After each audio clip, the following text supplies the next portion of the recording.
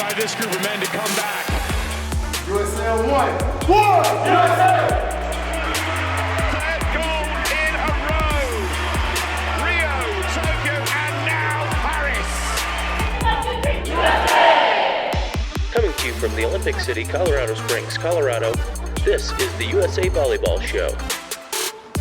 And here's your host, Stephen Munson. Hello and welcome to the USA Volleyball Show, the official podcast of USA Volleyball. I'm your host, Stephen Munson, and in the next few episodes, we are focusing on the USA Volleyball Hall of Fame, specifically the class of 2026 that we will induct into the Hall of Fame this coming May 20th in Orlando, Florida.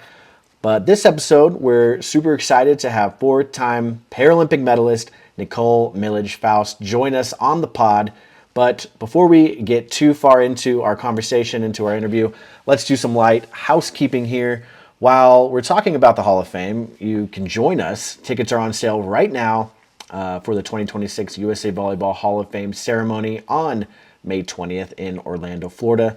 Celebrate legends and leaders of the game and help us welcome the class of 2026 into the USA Volleyball Hall of Fame. Again, that's May 20th in Orlando, Florida. Tickets on sale now at usavolleyball.org.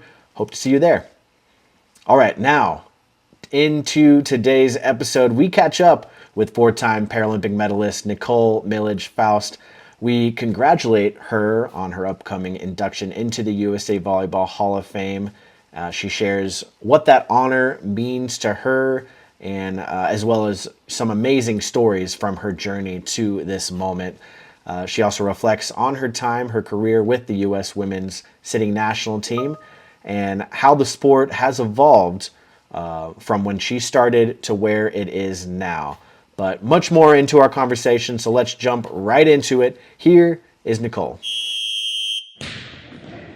Nichole, thank you so much for taking the time to chat with us. We're really excited to have you on the podcast and really excited to congratulate you on joining the class of 2026 for the USA Volleyball Hall of Fame. Any initial reactions to that or feelings? Yeah, I mean, that was a big surprise, a welcome surprise, obviously. And, every time I think that I've done the coolest thing with USA Volleyball, something else even cooler pops up. So yeah, it's awesome. And I just feel like it's the pinnacle, and I'm just appreciative of the recognition and being included with this awesome class as well. What was the feeling when you got that call from our now CEO and president, John Speraw? Yeah, well, first of all, it was just cool to see him and get to talk to him, because I've seen all the cool stuff that he's done. And so yeah, to receive that phone call was huge. And like I said, it was just great for the recognition of all the hard work and the years that I put into USA Volleyball and everything that they gave back to me and everything that I gave to the program. So yeah, it was just cool to be included. Looks, we got a surprise call in here. Katie Holloway Bridge. What a nice surprise. Surprise. What are you guys doing here? How'd you get this call number? I don't know. I have no idea. Welcome, Katie. We were just talking to Nichole, one of your former teammates here. Oh, hey, Nichole. How's it going? Another surprise. Yeah. Surprise. We were just talking about Nichole joining the class of 2026, the USA Volleyball Hall of Fame, and how excited we are for her. And she was just kind of talking through the emotions of what that means to her too. Yeah. Yeah. I'm so proud, and no one more deserving than Nichole, of course. Katie, I guess while we have you here, would love to, if you have any fun stories or anything that you have from your years competing and being teammates with Nichole, just any fun memories or fun stories that you might have. I mean, we have a lot of fun memories from 2006, way back when, maybe 20 years ago, some would say.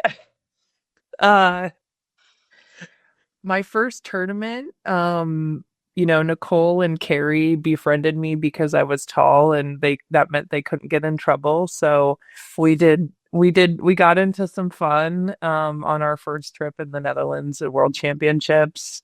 That is like probably one of the most fun memories that we've ever had.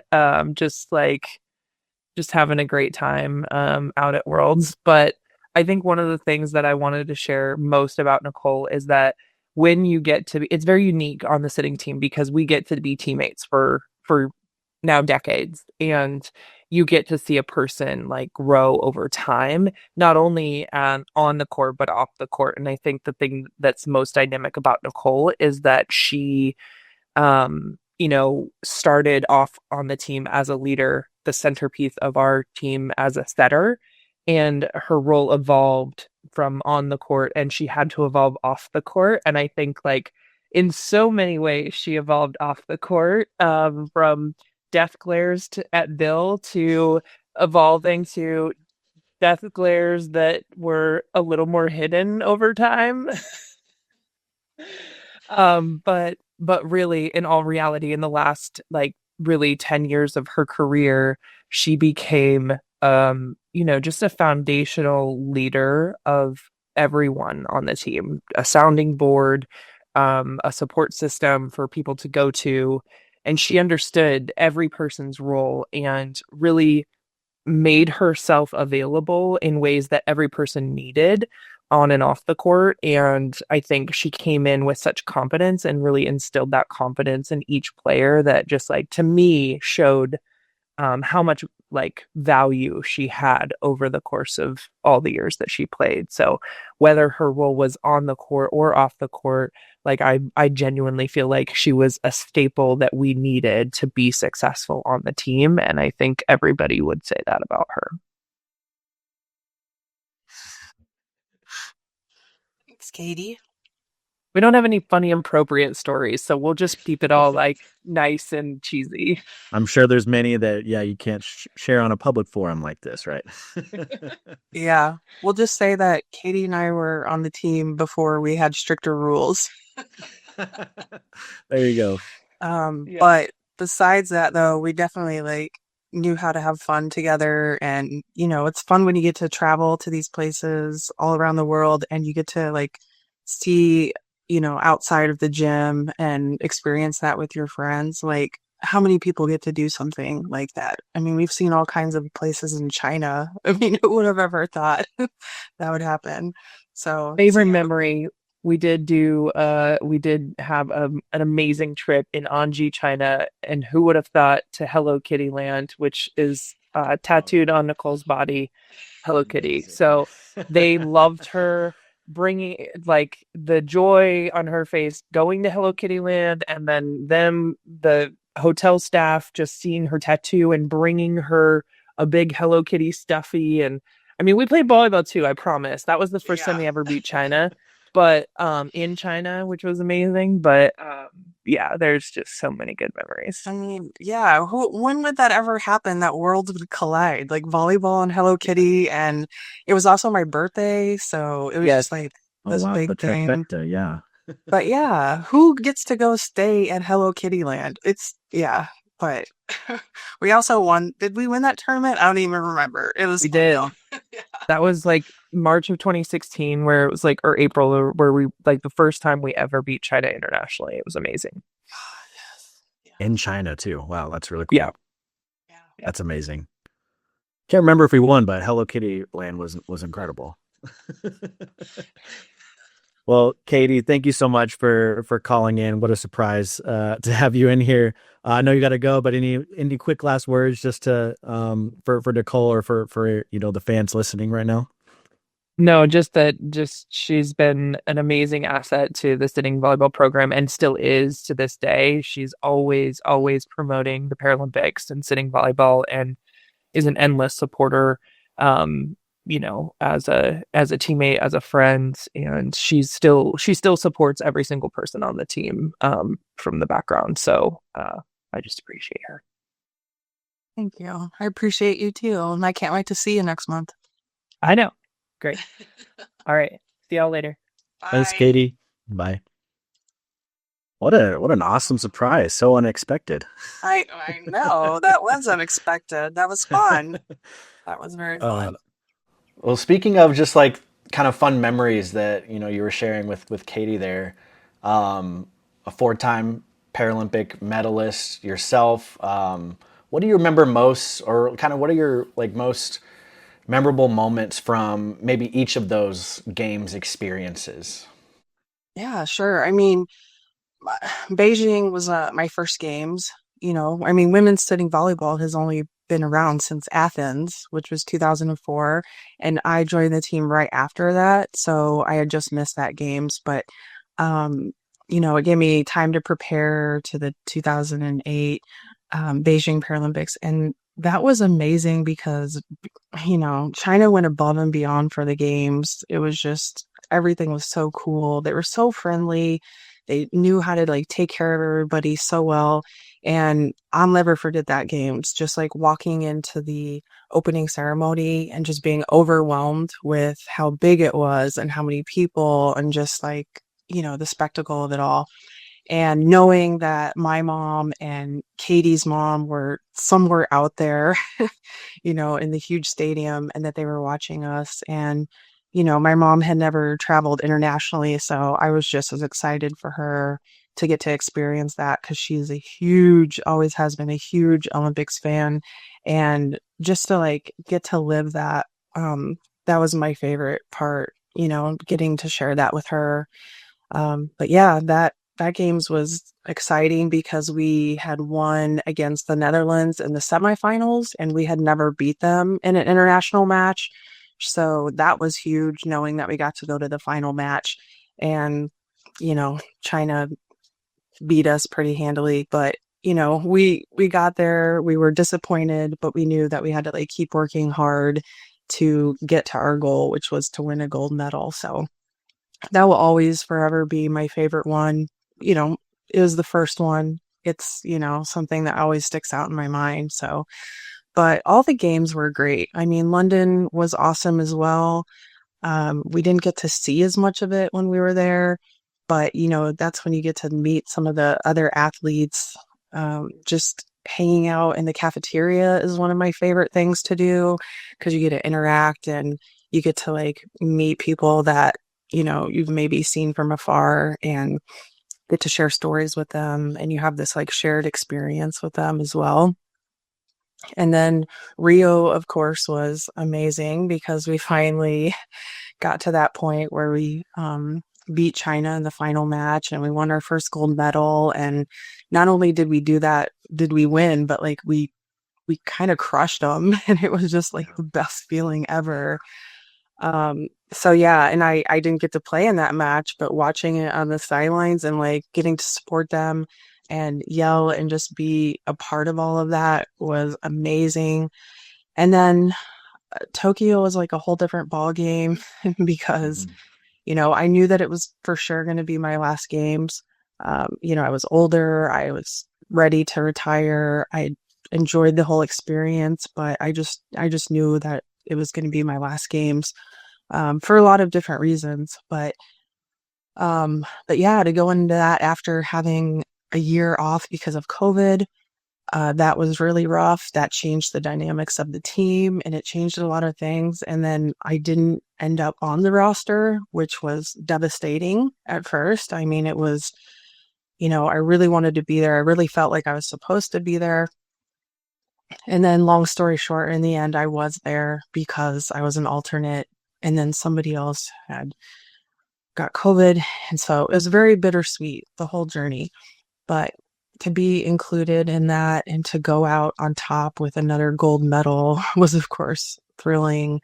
And it was wonderful. And I was glad that I was there to support my team through that because it wasn't easy. We got there late. We had a lot of catching up to do. And again, we had like lost to China in pool play, and it was something that we were used to doing, but we knew that we could overcome that, and we did. And I was so proud of everybody. So it was just the best way possible to end my career on such a high note and get the privilege to do that. So yeah, each one was unique and different and special in its own way. Yeah, the USA China rivalry is something that I started in 2014 at USA Volleyball, so right before Rio. we did interviews with the sitting team, women's sitting team, and the men's sitting team too. I think it was actually in Orlando at Opens around that time, or maybe it was Detroit. I can't remember, but going through that footage and editing, and I think it made like the final product. But it was Heather Erickson saying, "We want China in the finals," and that's when I was like, okay, this is like a real rivalry here, and to see that come to fruition and like you said, in a dominating fashion in Rio, was just so cool. And still, like right now, like just thinking about that video and those moments, I'm like tearing up a little bit, trying to hold it back. But you could tell through the screen just how much it meant to you all in the program. So yeah, that was just really cool to witness as an employee to USA Volleyball and a fan too. So Yeah, That was awesome. it was very cool. I knew we had it in us, so it felt good to have it come to fruition and just to finally get that gold medal and get to show that off. And everybody was so excited because we don't get there alone. Our families, our friends, everybody that helps us get to that point, that was like a win for everybody. So it was very special. And in our conversation with Katie, I think we learned that you're a huge Hello Kitty fan. So was there any, aside from the medals, aside from the competing, the competition, any other fun memories just outside of the volleyball court that you have, in your years traveling and competing with the U.S. women's sitting team? Sure. The biggest thing for me is all of the relationships and the friendships that you form over the years. And, you really do become a family. You spend a lot of time with these people. Katie and I have spent countless nights in a hotel room on trips and traveling and getting to see the world. It's such a unique opportunity, and it's hard to explain it to others. Like, no one will ever quite understand besides me and Katie, what we went through on those trips, and the fun that we had and the tears that we had. And Katie talked me through a lot of things because Katie's my 6'3" amazing sitting volleyball player, MVP of the world, who gets to play all the time, as she should. And she talked me through a lot of dark times of, not getting to play as much as I wanted to. And, which is fine. Every athlete's going to be disappointed if they're out on the court as much as they want to be. But, I really relished the role of becoming a leader and helping out these other athletes on my team who were amazing and really, really good athletes, and watched them develop over the years. It was the honor to get to be there for them in that role. And so I really relish that as well. It gave me something to focus on outside of myself and just being there for the program and for the team. But one of my most favorite memories too, that I always tell little kids or, even adults when I'm talking about my story and my journey with sitting volleyball, is the Rio gold medal and how it has beads in it. And after, each games, usually you get invited to the White House to meet the president and the vice president and the first lady. And after the Rio games, we went to the White House, and we had to do it indoors because it was raining. And so we'd get up to meet Obama, and I'm like, what do I tell this man? I was like, I didn't even think about this. I was like, what do I say? I'm so nervous. And so I had my medal on, and I was like, did you know that the medals have beads in them? And he was like, no, I didn't. Tell me more. And I was like sweating and nervous. And, I explained to him that for vision impaired athletes that they had beads in the medal, and that gold had the most, silver a little less, and then bronze a little less, so that vision impaired athletes could tell the difference. And he was like, wow, that's so cool. I didn't know that. And I was like, I just taught the president something that he didn't know. That's so cool. So yeah, that's one of my most favorite memories, just to top off that whole experience of Rio. So I have countless fun memories with this team, and I'm so grateful for that. And yeah, they live rent free in my mind. I love, yeah, I imagine in your head, like you're talking through it the night before. You're like, what am I going to say to Obama? And you have that single line and you're like, I wasn't expecting it to go any further than that. Yeah. No, That's I awesome. I legit came up with that like 2 seconds before. I was like, because normally we wouldn't have that meet and greet. It was because of the fact that it rained and the way Oh, that they okay. set it up. So normally you'd just be like out on the front lawn and like maybe some people would get to shake hands with them and everyone's trying to take pictures with them and it's kind of a free for all Okay. and you're lucky if you get to, kind of get close to them. And this was like actually set up so that you could be introduced to each one of them. And, Michelle gives the big hugs So fun. and yeah, I think Biden complimented me on my eyes and I was like, cool. That's So amazing. very cool experience. I was grateful for the rain that day. Yeah, you got an even better experience than you. An awesome experience. It would have been Yes. without that, but then yeah, even Yeah. it went even further. Amplified. It's really cool. Yeah. Um, talking through challenges a little bit. You mentioned a couple there, just not getting the time on the court that you wanted, and just talking through Katie and well, some of your dark times too. And I mean, Katie, what an amazing person to have in your corner too, with that. But even further into that, what sort of challenges did you face as a national team athlete? Like traveling all the time, being away from family. Yeah, what sort of challenges did you face, during your time as a national team athlete? Yeah, I mean, there's always some kind of challenges for sure.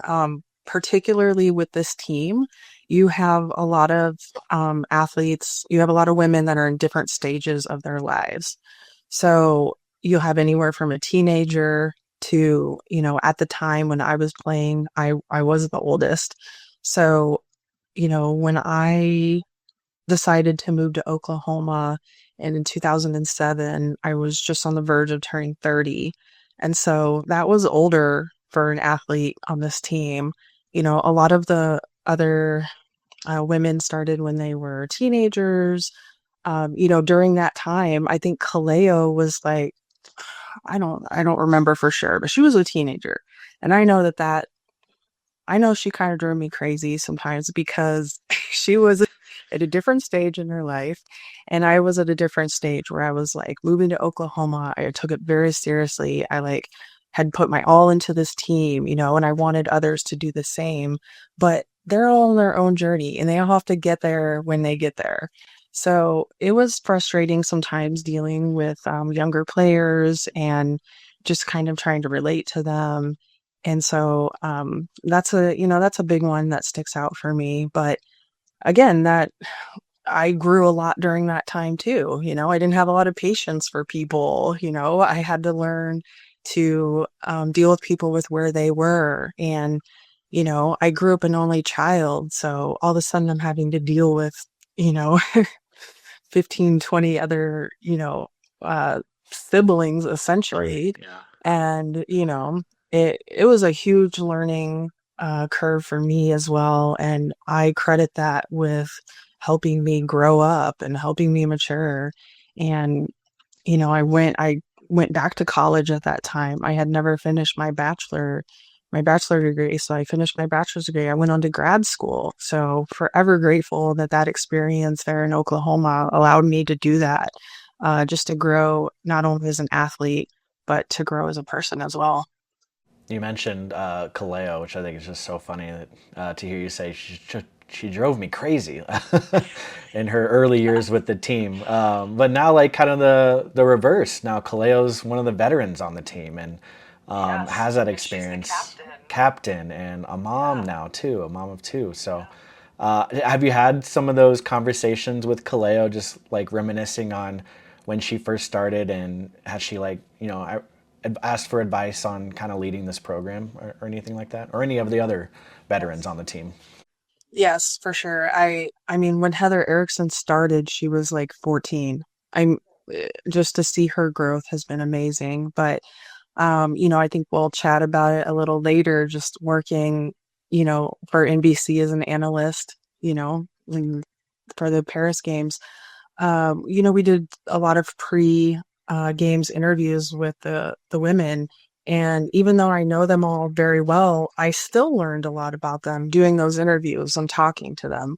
So, yeah, that was great with Kaleo. I got an opportunity, which I was just like, to see how far that you've come since, you first started and where you're now at. And just, she's always interested in growing as a person.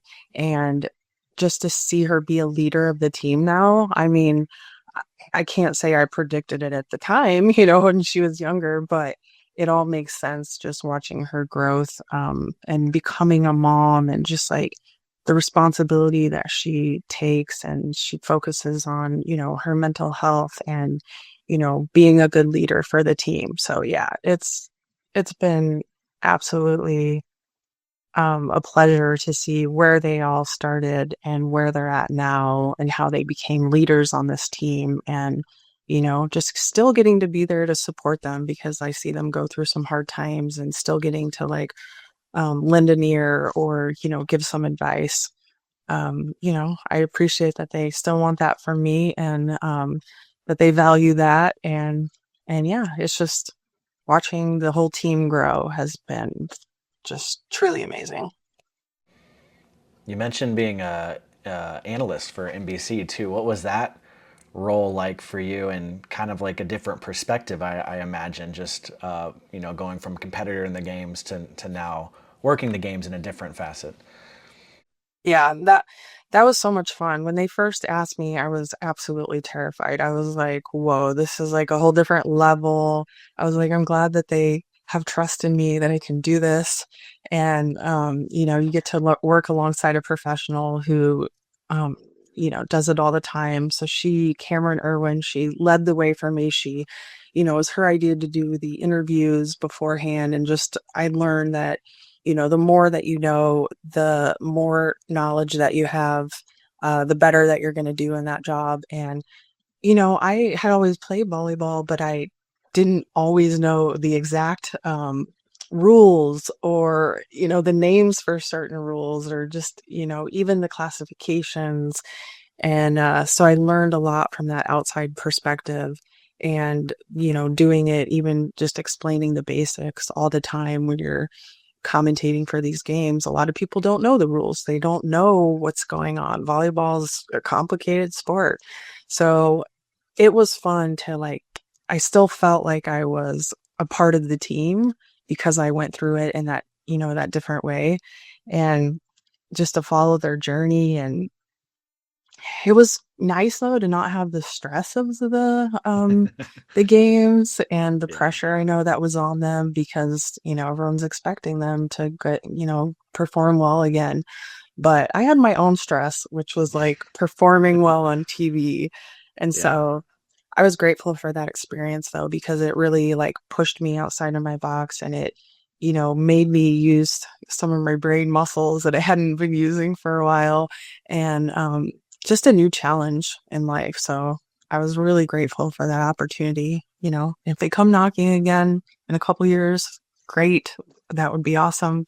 If not, then I'll probably try to go to LA and watch the games, which will be a new experience. And, I'll get to be the fan in the stadiums, which I still do sometimes when they have tournaments that I can make it to as well. So, but yeah, it's fun to see how far, especially some of the newer athletes, some of the girls that I don't know as well, to watch how far that they've come and how well they're doing, and just knowing that I played a part in that, and now I get to watch it as a fangirl.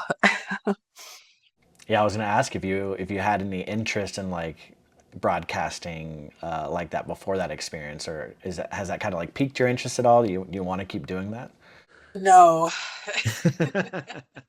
No, it was definitely fun, but yeah, it's a lot of hard work. It was very rewarding in the end, for sure. But in that setting and in that way, I could take on that challenge But otherwise, no, it's very stressful. Yeah, I imagine. I mean, it's a live environment, a different kind of live environment than competing. I'm sure, but probably the same, if not maybe more. I don't know, like stress level. Uh, just trying to keep everything straight in your head and follow the action from a different perspective, right? Yeah. Yeah, and she really picked up where I, struggled, which was like saying the names of the other players on other teams or like just saying it quick enough. Or if I'd say number 7, she'd fill in that information for me.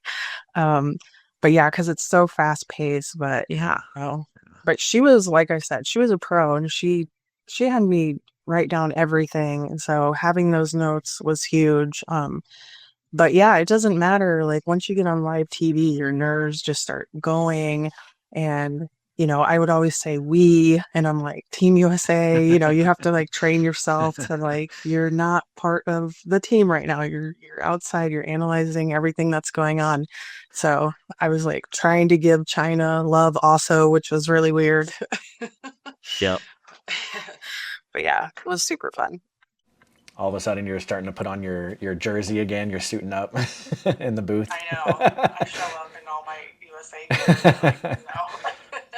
Can't do that. Well, something we always like to ask our guests is, how were you introduced to the game of volleyball, and then from there, what were you introduced to volleyball first? Was it sitting volleyball first? Did sitting come later? Talk us a little bit about your journey through discovering volleyball. Yeah, I had randomly met a couple in like 2004 at a softball tournament, and they saw me and they said, our daughter recently also lost her leg and she's the same age as you, and it'd be great if maybe you guys could talk because she doesn't really know anybody that is an amputee. And I was like, well, I don't either. So I was like, that would be great. So I met her, we became friends, and she was going to be a chaperone at Amputee Coalition of America, as chaperone for the it was like a kids camp that they were doing. So they were introducing kids to different adaptive sports. And so this was an introduction for me as well, because I didn't know a lot of adaptive sports outside of like wheelchair basketball, because I live here in Champaign, Illinois, and wheelchair basketball is huge at the U of I. And so, I'd been introduced to that sport, and I was like, basketball is not really my jam. So this camp in 2004 was my introduction to sitting volleyball, and the coach was there and some of the players were there, and I sat down and I was just like, whoa, this is different. This is pretty wild. I've never heard of this, but how cool. And so, of course, they were like, you've played volleyball before. I'd played in high school, I played in rec leagues. And so I was like a 5'7" middle hitter. And, I really enjoyed playing in high school, and then playing for fun with my friends and everything.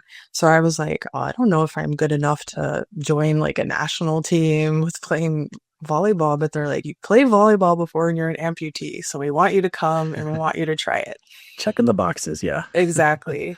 So I went to my first camp in March of 2005 and met all the different, girls, and hearing their stories about how they became amputees, or, whether they were born that way or whether they had accidents. And, myself, I was in a boating accident when I was 21, and I lost my leg as a result of my foot being hit by the propeller. So it was cool to hear all their different stories and just to be around a group of women that were just like me, So the first camp, I remember that we had like 3 practices a day, which was a lot.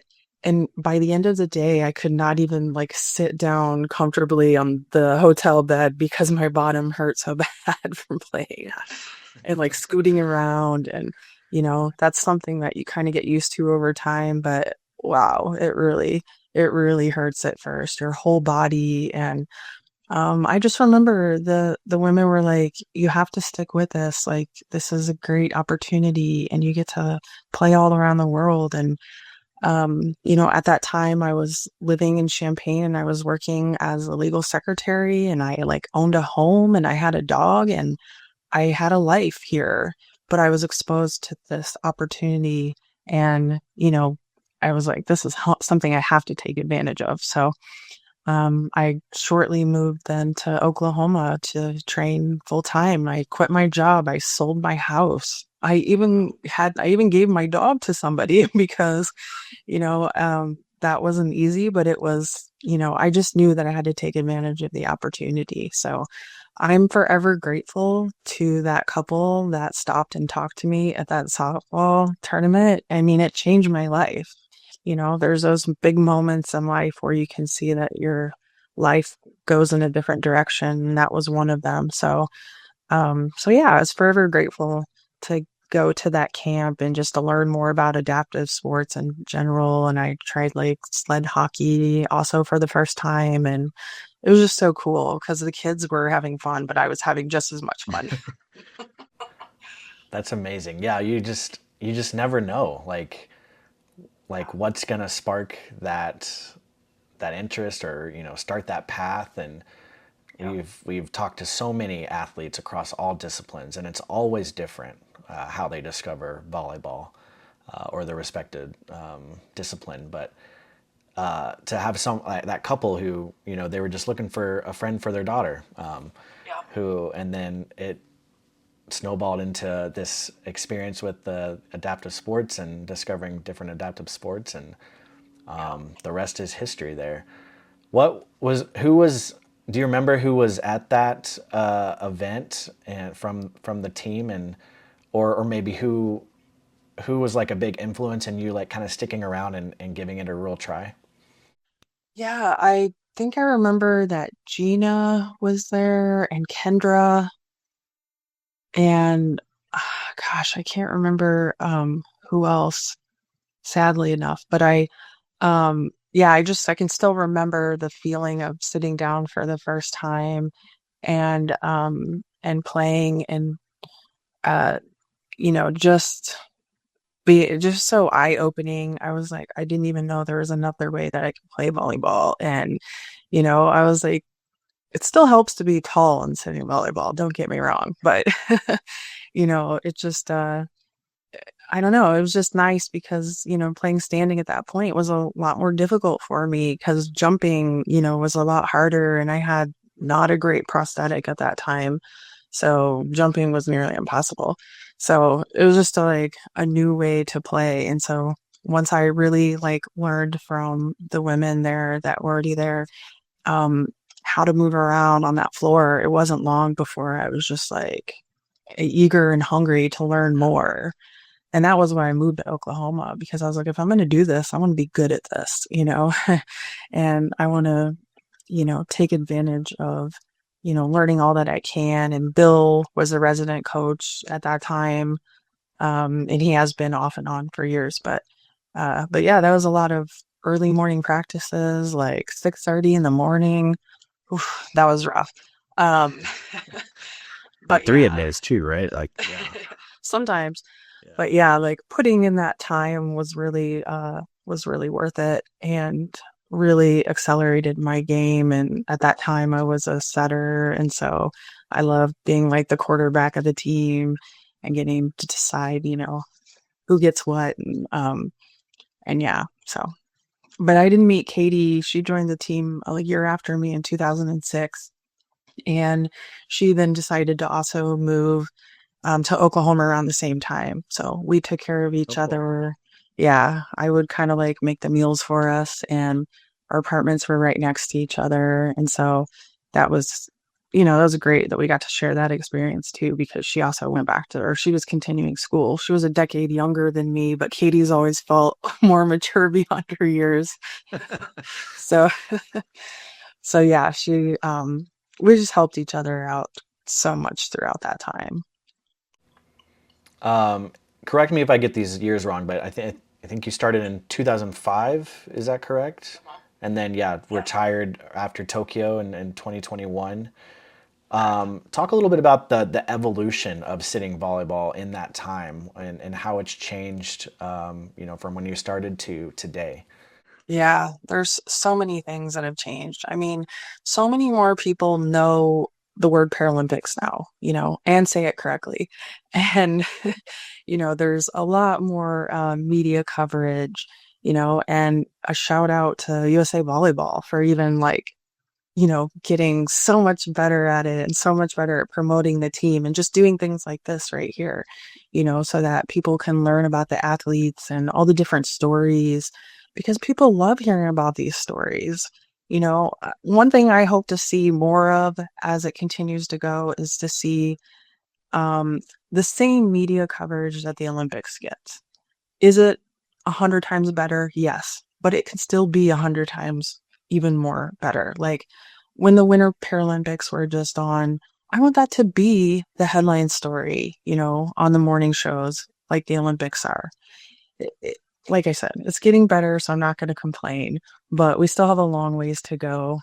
But some of the things that I've seen over the years that are even better is like athlete advocacy and just like fighting for their rights and for getting us a lot of the similar things that the Olympic side has, which is like dietitians and the sports psychologist. And so that was huge for our team over the years to add those into the program. And that's, giving Bill credit for seeing the importance in those things as well. And, just really beneficial for our success, in my opinion. And then also, you know, increasing and having like the fair and equal pay for Olympians to Paralympians. When you win a medal, winning um, the same amount of money that the Olympians, it makes you feel more valued. It makes you feel like your hard work is just as important. And, getting to that point because you sacrifice a lot as an athlete and you can miss out on a lot with your family and your friends. And, you're traveling all the time and you're missing work, if you have a job.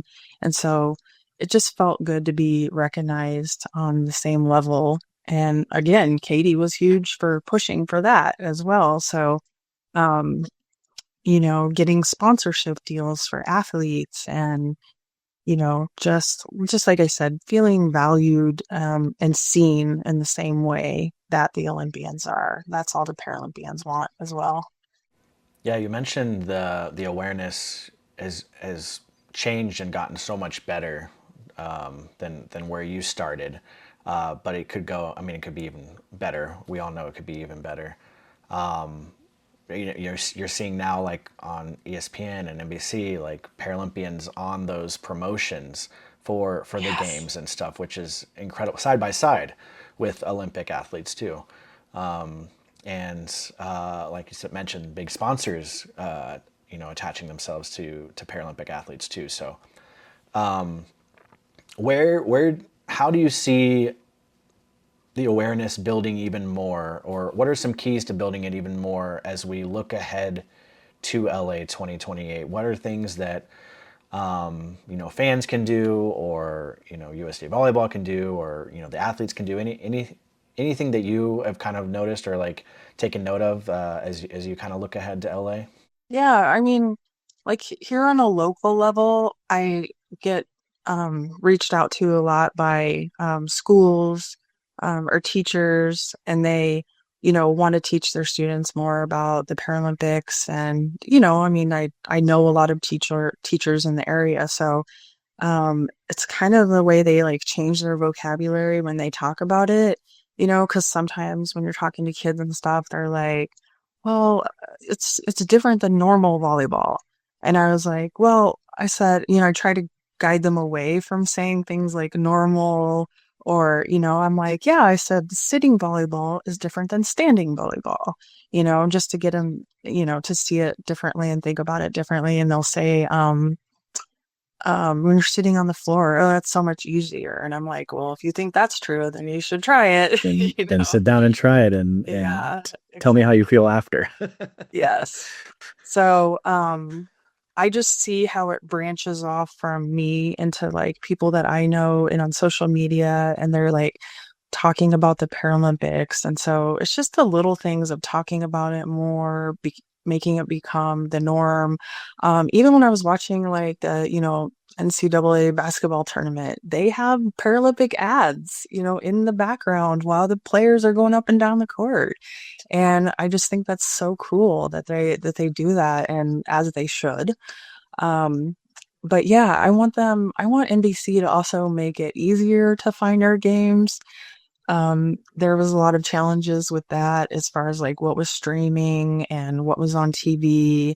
And there's a lot more of the games, Olympic games, like on NBC all throughout the day. And then it wasn't quite the same way with the Winter Paralympics. They might be on, what was it, like TBS or something like that. Or you would have to stream it. So sometimes finding it even on the app, I have people ask me, how do I find it? And, I'm like, it should be front and center, like let's make it front and center. So I just hope that they get better with that and just make it easier for folks to find, because I don't want them to have to go look for it. I want it to be in their face.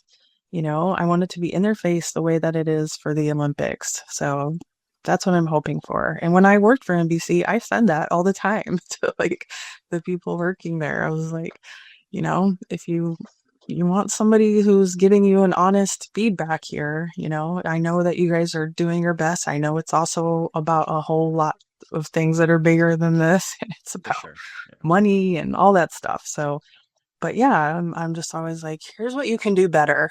I'm not afraid to tell people that. Right. Yeah, and I think it's important for athletes and fans and anyone to just continue to, speak up and say that. Like you said, it's not always up to them. There's a lot of politics and money involved too behind the scenes that we're not aware of. But I think the more that they hear it, then the more that that pressure kind of builds a little bit, and they see that there's an interest in this. Yes, for sure. Well, and talking about awareness too, we have the USA Volleyball Open Nationals coming up towards the end of May, and then the Hall of Fame, of course, that you'll be at too right before that. But we'll have the sitting division going on. The sitting division makes its return this year at the Adult Nationals, and then the USA Volleyball Sitting Cup as well. Going on that same week too. So two big sitting competitions, and any fans or listeners who are listening or watching right now that are going to be in Orlando, whether they live there or if they are there for the Adult Nationals, be on the lookout for those for that information to go find those seating courts and go watch, because we'll have, I think, almost all or maybe close to all of our Paralympians there and our sitting national team athletes there competing. So it'll be a great time to see sitting volleyball in action and meet the players and kind of get excited to cheer them on and then at the LA games too. But and if you just live in Orlando or near the area, just come by and watch. And I think that's one of my favorite things, going to even our junior events where the sitting athletes are at doing exhibitions and stuff, is the people that are stopping by. They're walking to their court and then they're like turn their heads like, wait, what? And they go and sit, and it's like standing room only. Everyone's super interested and engaged, and you start hearing USA chants going, and then it's really cool to see the fans get to meet the athletes afterwards. And even a few times I've seen like they'll be like, hey, like come try sitting volleyball with me, come pepper with me, and you're peppering with a gold medalist. It's so cool. Yeah. Yeah, for sure. It's great exposure for our sport.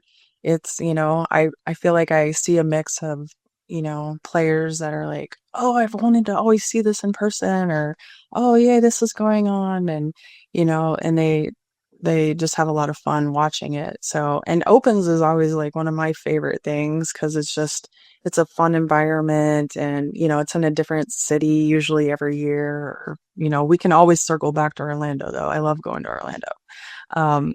But my husband and I are gonna like make a trip out of it too, and do some other fun things while we're there. But, just the fact that I not only get to be part of this Hall of Fame experience, but then get to see the team play, get to hang out with my friends, and, there's the sitting division, then that takes place on that Monday and Tuesday. And normally I probably would play, but I was like, I don't want to be sore. I was gonna ask if you were gonna suit up again. I know.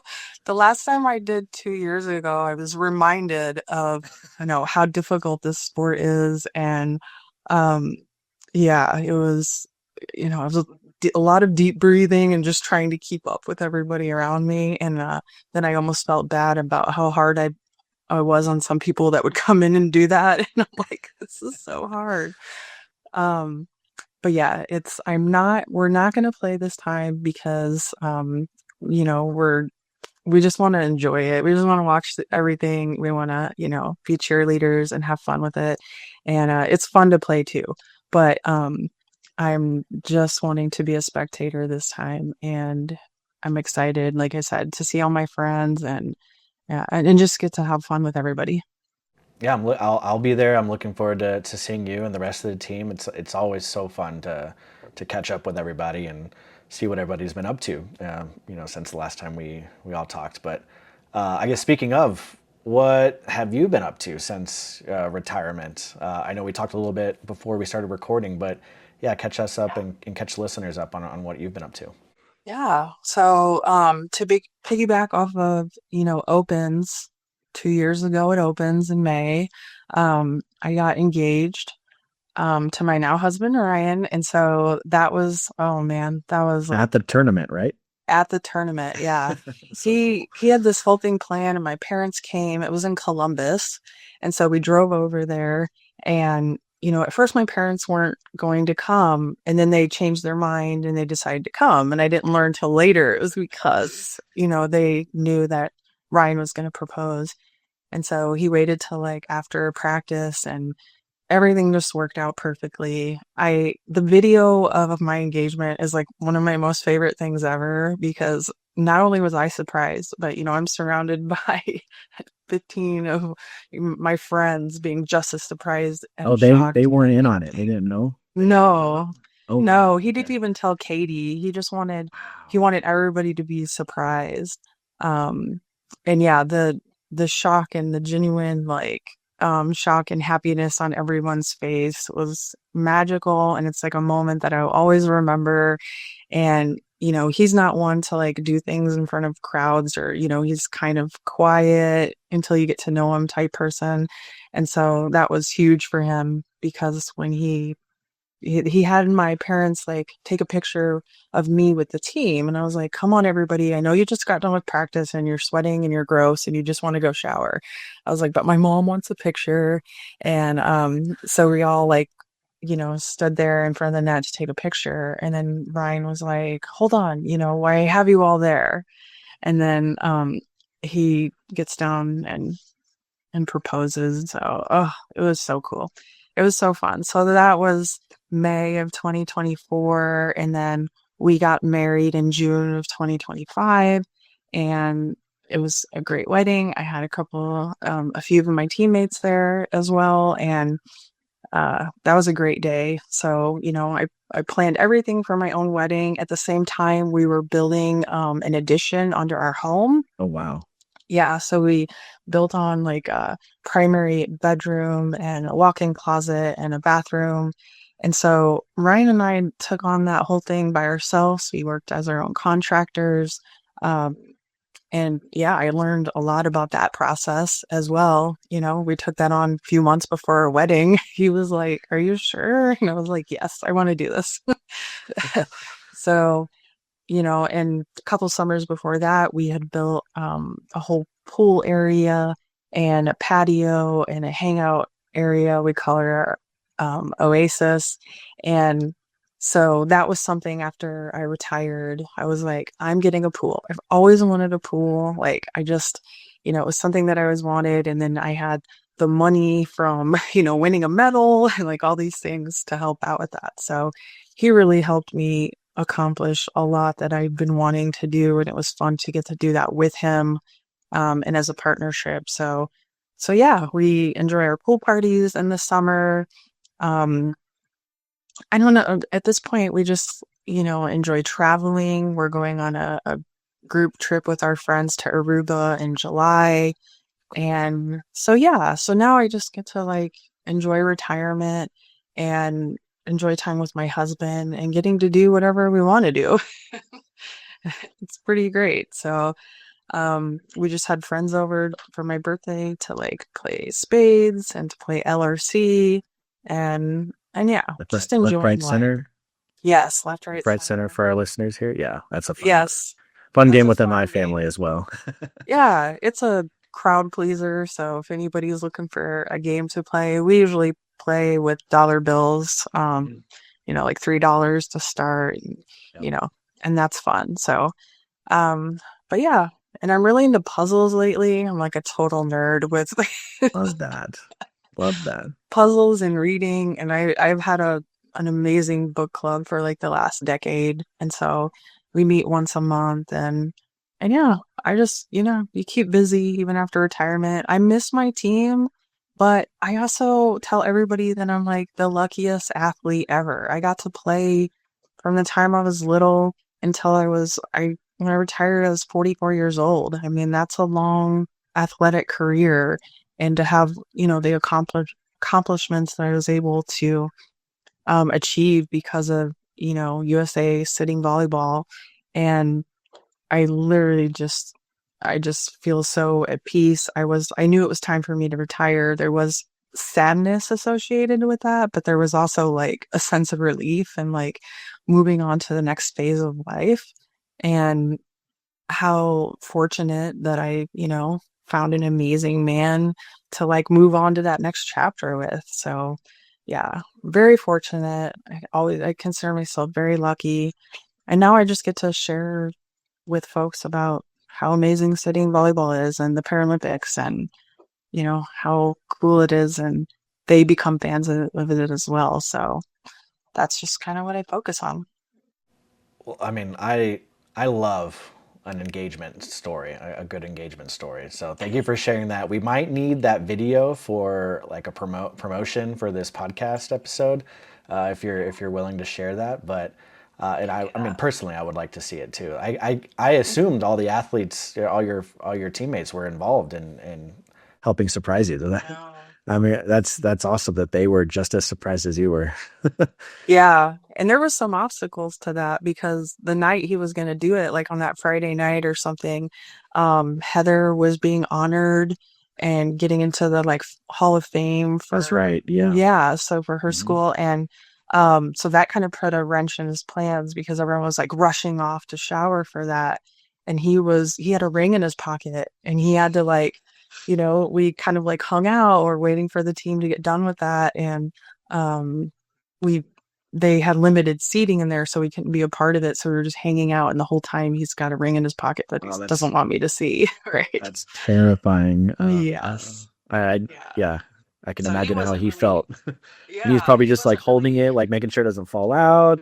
exactly. Or that I don't like bump his pocket or like, what's in your pocket? What is that? Yeah. Because he had the whole box in there.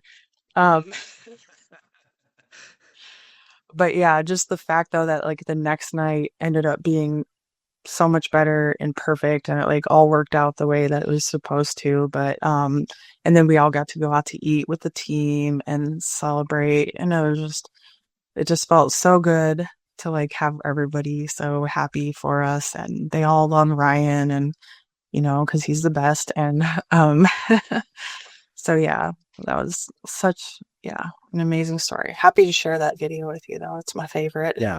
That would be awesome. I think it would go really well as a addition to our promo for this episode, so everyone can see that visual.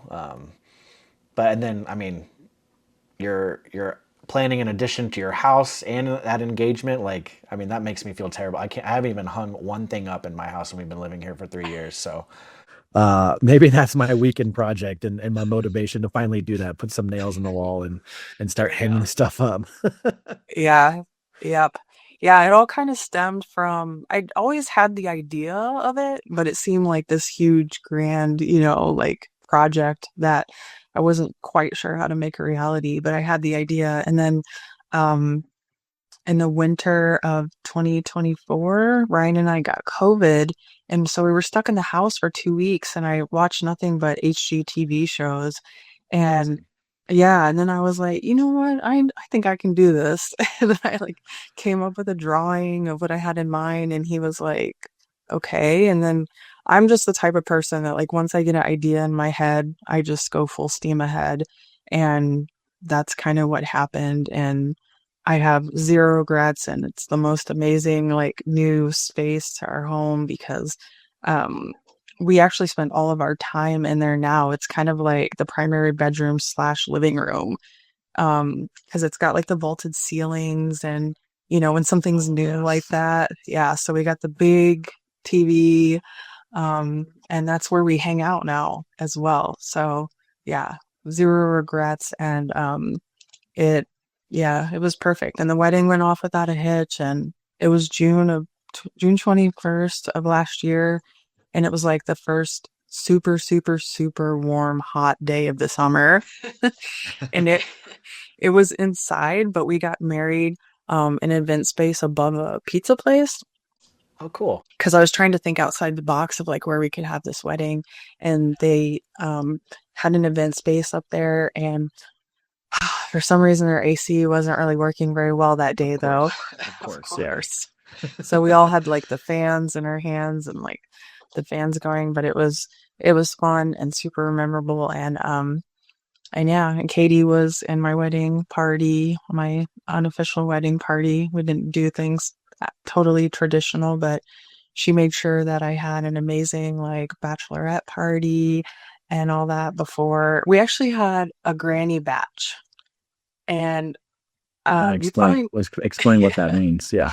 probably never heard of it because no one's probably ever done it. But we had a granny batch, which was something that I kind of suggested as like a joke at first. But I was like, I'm not really one to like, I don't want to go to Vegas or Nashville or have a big party, right? I was like, I just want to have a gathering with all of my friends and hang out. And I said, like a grandma bachelorette party, and then it morphed into a granny batch. And all my friends gathered here in Champaign on my birthday weekend at the end of March. And we had the granny batch, and then we also had the shower. But we all dressed as grandmas, and they all brought me some kind of granny panties. And it was the most fun. So I'm gonna have to provide you with a picture of that Yeah, a as group well. picture would be fun to have. And Yes. yeah. Yeah. So granny batch. Yeah. I mean, they had all kinds of fun things that they did around that theme of a granny batch. So yeah, we all spent the night in an Airbnb and partied like grannies. That's amazing. That's the first time I heard of that, but that's amazing. And Yeah. I am surprised that the Bachelor didn't happen at Hello Kitty World or anything like that. I know. Yeah. But I guess you already had that experience, so Exactly. yeah, Yeah. probably hard to get everybody there too. But Exactly. Yeah. Yeah. I'm trying to make things easy as possible for my friends. right. Well, Nichole, I know we're a little over time here, but it's been so amazing to catch up with you, and it's been a long time since we've got to chat and spend some time catching up. You were one of the first athletes that I from across all disciplines that I actually got to like have a real conversation with. You probably don't even remember, but I'm pretty sure it was Orlando 2015, maybe. I don't. I think that was the year, but it was after you guys were playing, and we just I was videoing, and we just kind of got to talking, and you were very interested in what I was doing with USA Volleyball, and I really appreciated you just kind of learning a little bit more about my role with USA Volleyball and just talking about USA Volleyball, and then it was great to get to know a little bit more about you in that moment too. So that's just a fun memory that I hold on to of you, and I look forward to seeing you in person again in Orlando for the Hall of Fame ceremony. Yeah, I look forward to that as well. And I do remember that. And I do remember that because was like, yes, USA Volleyball, doing more promotion here, doing, getting more involved. I love that because at that time, I always ran our social media and I ran our Facebook page, which I'm not sure that, we had our own Facebook page that they allowed us to keep because, I was running it and doing things all the time to try to, blast stuff about sitting volleyball. So I was appreciative that they still let me run that page for us. And now I see that like with these younger generation, they're not on Facebook as much. So our Facebook page doesn't get as much love. We do have the Instagram. The Yeah, Instagram Instagram. on Yeah. the women's sitting team as well. Yep. Yeah, the Instagram's gotten a lot better. So I do remember that and I appreciate it. And I appreciate this conversation. It's always fun to chat and to catch up and talk sitting volleyball. Yes, of course. And yeah, before we let you go, is there anything we kind of left on the table or anything you'd like to share before we say our goodbyes here? Oh goodness. I feel like we literally covered everything. So yeah, no, I feel good. I just can't wait to see everybody next month at the end of May. And I can't wait to um, you know, be in the induction and in the Hall of Fame and just like, we get to dress up and be all fancy too. So that's fun. So I look forward to seeing that and Bill getting a Lifetime Achievement Award as well. That's right. Yeah. Yeah, I'm glad that that'll be in the same class as well. And yeah, I just look forward to that. And I mean, I saw like Phil Dahlhauser was like the first one they showed, and I was like, oh, I'm like, I met him in 2008 at the White House. Oh, wow. Okay. Yeah. So I always remember that. I think I have a picture with him that I'm going to try to find too. That'd be awesome. But yeah, he's like the GOAT. So I was like, oh my gosh, I'm in the same class as Phil Dahlhauser. Like, they're all amazing, obviously. And I can't wait to learn more and meet everybody. But yeah, that was big. I was like, wow, okay. We might have to like reenact that photo. So if you can find that photo, we'll do an updated one at the Hall of Fame with you and Phil. That'd be cool. Yes. Making myself a note when we get off there so that I know to like look for all these things. But yeah, so maybe he'll good. remember meeting me. I don't know, but It's fun to see. That's another cool event. Opens is amazing as well, kind of for the same thing, but just Fun to see like all the disciplines across USA Volleyball and the amazing athletes and leaders in volleyball kind of come together in one place, and it's just a cool atmosphere. I was there last year in Denver, and I think that might have been my first time actually there in person, and I just remember it being, yeah, just a really cool energy in there, and I'm looking forward to it again. yeah, I am as well. Well, Nichole, where can people find you on social media or maybe reach out to you if they have any questions about sitting volleyball or getting involved into adaptive sports maybe in their local areas? Oh yeah. I mean, I'm pretty easy to find, I would think, hopefully. I did change my name when I got married, but most of my stuff is under my new married name now, Nichole Faust, which is still weird to say. weird and amazing though, right? Weird and amazing. Yeah, it's weird in a good way. It's weird in a good way. But now I understood like why some of my teammates never changed their names right away when they got married because it's so much to change. So much work. Yeah. Yeah, it's so much work, and then their jerseys and then all that stuff. But yeah, I mean, best place to find me probably is on Instagram. I'm on Facebook a little bit, but probably on Instagram. And if you just Google me, I work at City of Champaign, manage the recycling programs for the city. I'm in the public works department here, but yeah, I'm not too hard to find. You can find me. I'm happy to help and point you in the right direction. And yeah, I love when I get those people that reach out to me about, how can I get involved in sitting volleyball? And I'm like, here, let me help you. Happy to help. Yep, I'm ready to go. Here we go. Exactly. Yep. Awesome. Well, Nichole, really great to talk to you, catch up, and really looking forward to seeing you in May. And congratulations again. It's a well-deserved honor, and I'm looking forward to celebrating you there. Thank you. Thank you so much. I can't wait. Thank you. All right. Yep. We'll talk soon then. All right. See you soon. Thanks, Steve. All right. Bye. Thank you. Bye. See ya. Such a fun conversation with Nichole. Thank you so much, Nichole, for taking the time to sit down and chat with us on the podcast. For me personally, it was amazing to catch up with you because it's been a couple years now. I think we talked about it in our conversation, or maybe it was before we started recording. But yeah, it's been a couple years, and amazing to just to catch up, and looking forward to catching up in person during the Hall of Fame ceremony in May. But also shout out to Katie Holloway Bridge for the surprise call-in. That was amazing to hear them kind of go back and forth and just share stories from their times competing and their time together with the U.S. women's sitting national team.